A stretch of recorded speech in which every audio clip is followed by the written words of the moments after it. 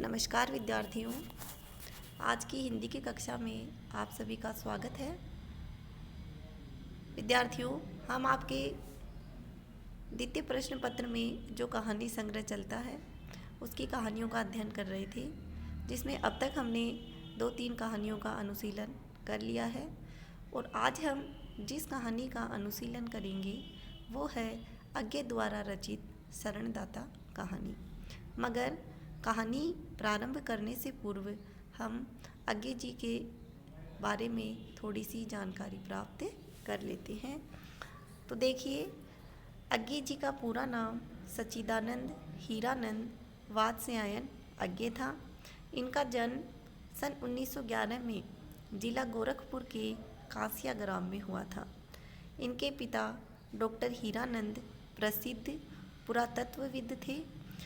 उन्होंने लाहौर से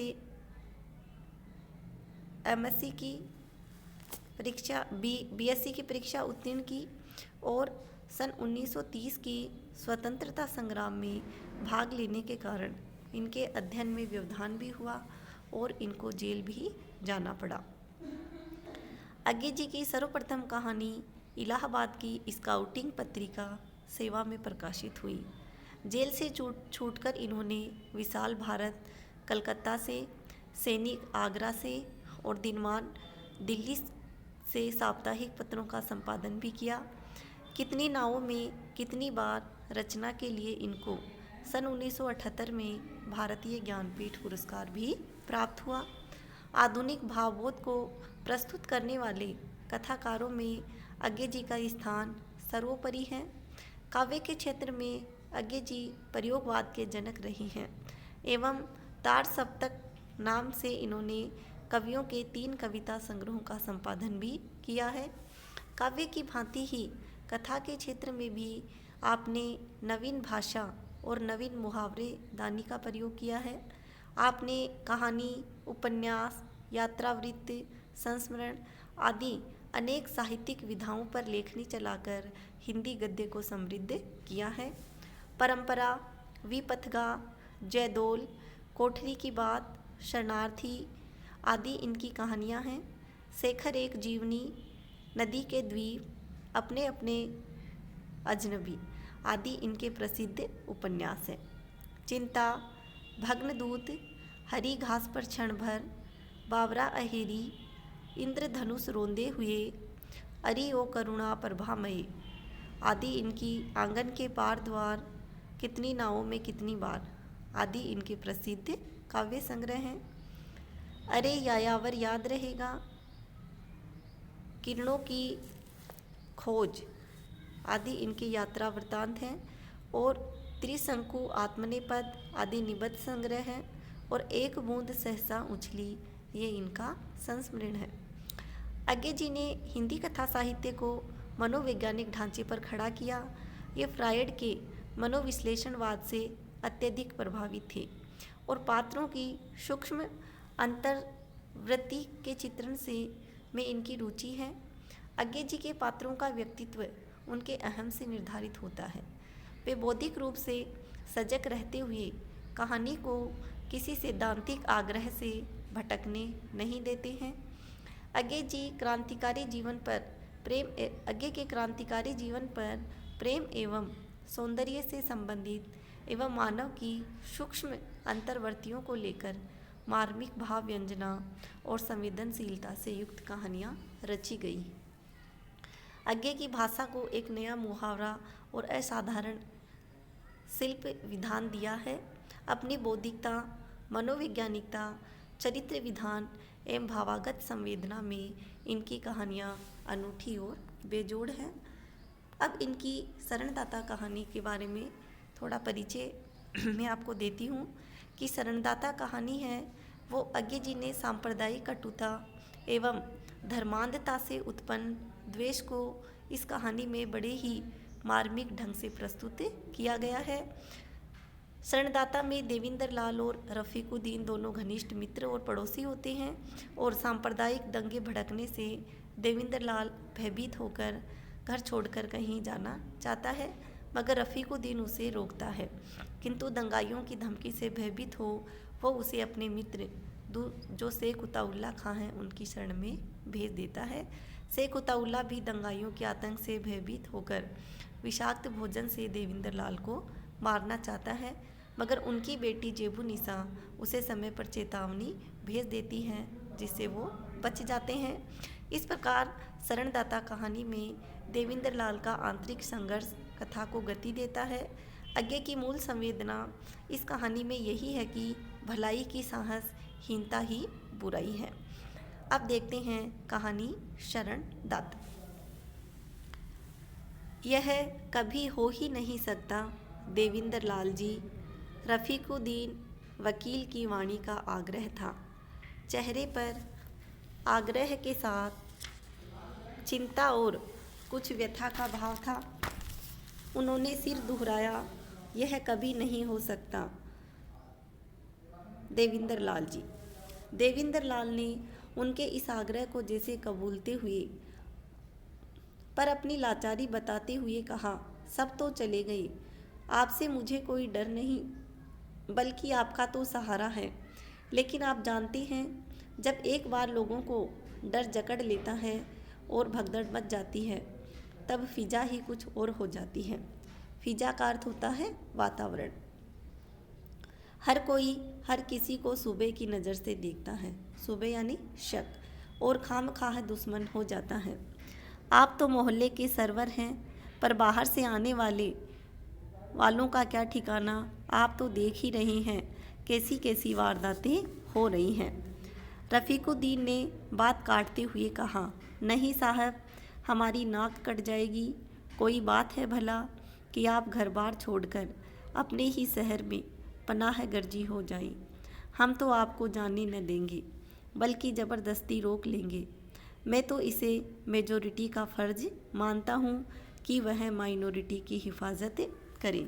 मेजॉरिटी से यहाँ बहुसंख्यक और माइनॉरिटी से अल्पसंख्यक, और उन्हें घर छोड़ कर भागने न दें। हम पड़ोसी की हिफाजत न कर सके तो मुल्क की हिफाजत क्या खाक करेंगे। और मुझे पूरा यकीन है कि बाहर की ओर तो खैर बात ही क्या, पंजाब में ही कई हिंदू भी, जहाँ उनकी बहुतायत है, ऐसा ही सोच रहे होंगे। आप न जाइए, न जाइए, आपकी हिफाजत की जिम्मेदारी मेरे सिर बस। देवेंद्र लाल के पड़ोस में हिंदू परिवार धीरे धीरे एक एक करके खिसक गए थे। होता यह कि दोपहर शाम जब कभी साक्षात होता, देवेंद्र लाल पूछते, कहो लाला जी, क्या सलाह बनाई है आपने। और वह उत्तर देते, जी सलाह क्या बनानी है, यही रह रहे हैं, देखी जाएगी। पर शाम को या अगले दिन सवेरे देवेंद्र लाल देखते हैं कि वह चुपचाप ज़रूरी सामान लेकर कहीं खिसक गई हैं, कोई लाहौर से बाहर, कोई लाहौर में ही हिंदुओं के मोहल्ले में।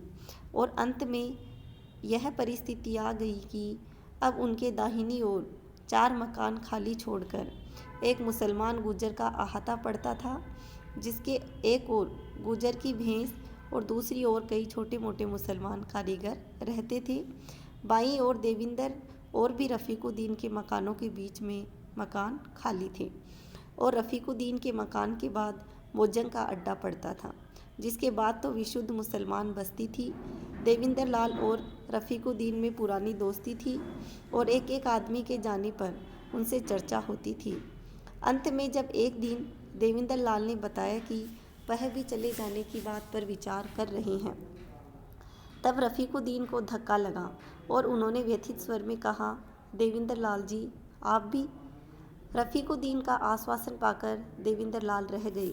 तब यह तय हुआ कि अगर खुदा न करे कोई खतरे की बात हुई ही है तो रफ़ीकुद्दीन उन्हें पहले खबर कर देंगे और हिफाजत का इंतज़ाम कर देंगे, चाहे जैसे हो।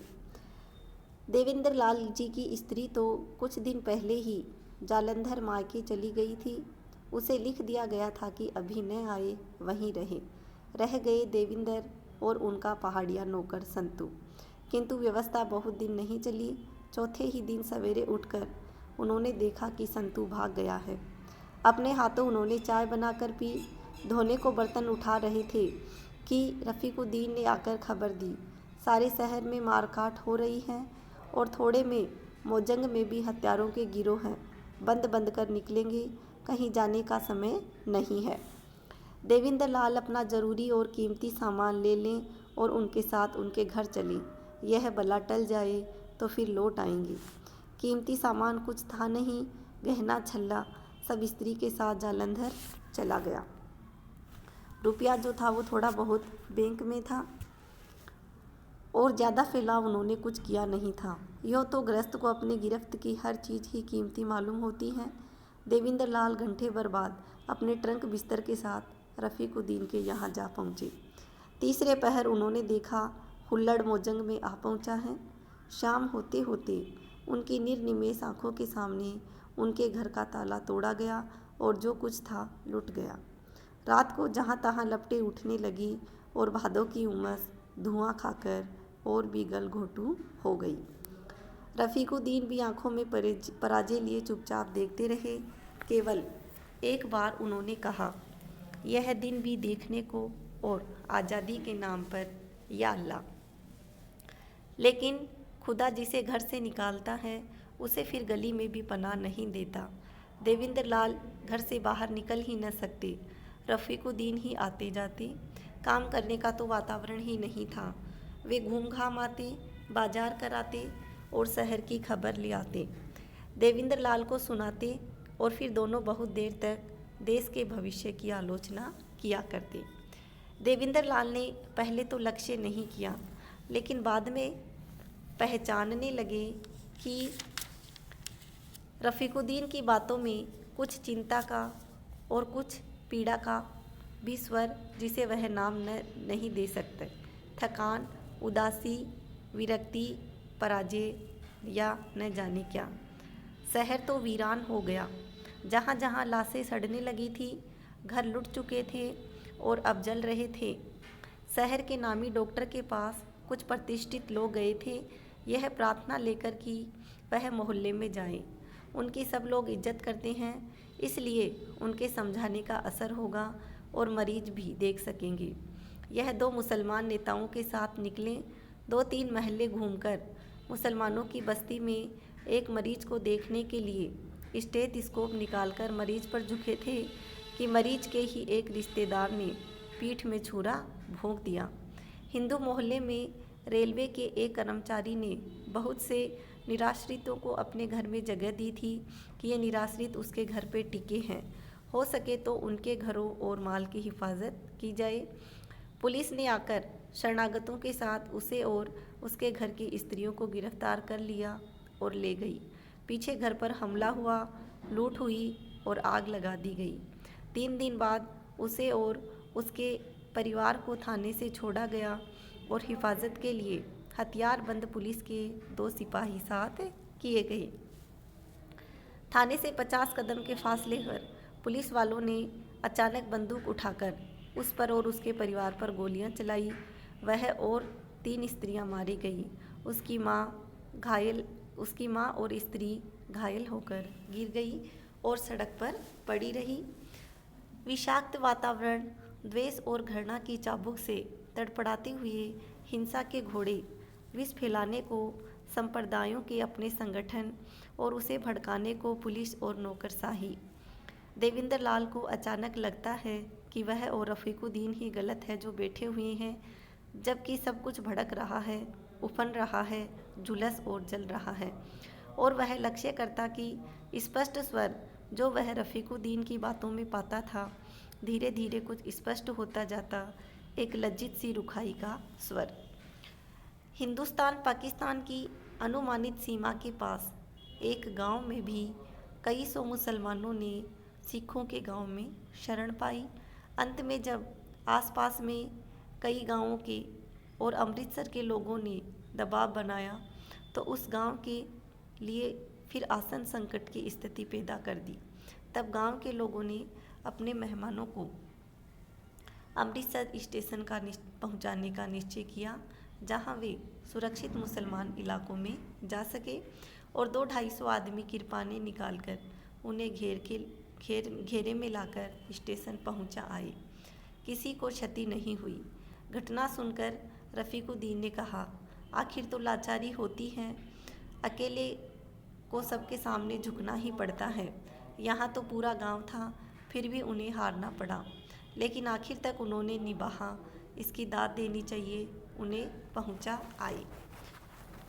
देवेंद्र लाल ने हामी भरी, लेकिन सहसा पहला वाक्य उनकी स्मृति पर उभर आया, आखिर तो लाचारी होती है, अकेले इंसान को झुकना ही पड़ता है। उन्होंने एक तीखी नज़र रफ़ीकुद्दीन की ओर देखा, पर वे कुछ बोले नहीं। अपराह्न में 6-7 आदमी रफ़ीकुद्दीन से मिलने आए। रफ़ीकुद्दीन उन्हें अपनी बैठक में ले जाकर दरवाजे बंद कर दिए। 1.5-2 घंटे तक बातें हुई। सारी बातें प्राय धीरे धीरे हुई। बीच बीच में कोई स्वर ऊंचा उठ जाता और एक आध शब्द देवेंद्र लाल के कान में पड़ जाता। बेवकूफ़ी, गद्दारी, इस्लाम। वाक्य को पूरा करने की कोशिश उन्होंने आयासपूर्वक नहीं की। 2 घंटे बाद जब उनको विदा करके रफ़ीकुद्दीन बैठक से निकल कर आए, तब भी उनसे लपक कर पूछने की स्वाभाविक प्रेरणा को उन्होंने दबाया। पर जब रफ़ीकुद्दीन बिना एक शब्द कहे भीतर जाने लगे, तब उनसे रहा न गया और उन्होंने आग्रह के स्वर में पूछा, क्या बात है रफ़ीक साहब, खैर तो है? रफ़ीकुद्दीन ने मुँह उठाकर एक बार उनकी ओर देखा, फिर बोले नहीं, फिर आंखें झुका ली। अब देवेंद्र लाल ने कहा, मैं समझता हूँ मेरी वजह से आपको जलील होना पड़ रहा है और ख़तरा उठाना पड़ रहा है, सो अलग, लेकिन आप मुझे जाने दीजिए। मेरे लिए आप जोखिम में न पड़े। आपने जो कुछ किया है उसके लिए मैं बहुत शुक्रगुजार हूँ, और आपका एहसान। रफ़ीकुद्दीन ने दोनों हाथ देवेंद्र लाल के कंधों पर रख दिए। कहा, देवेंद्र लाल जी। उनकी सांस तेज चलने लगी, फिर वह सहसा भीतर चले गए। लेकिन खाने के वक्त देवेंद्र लाल ने फिर सवाल उठाया।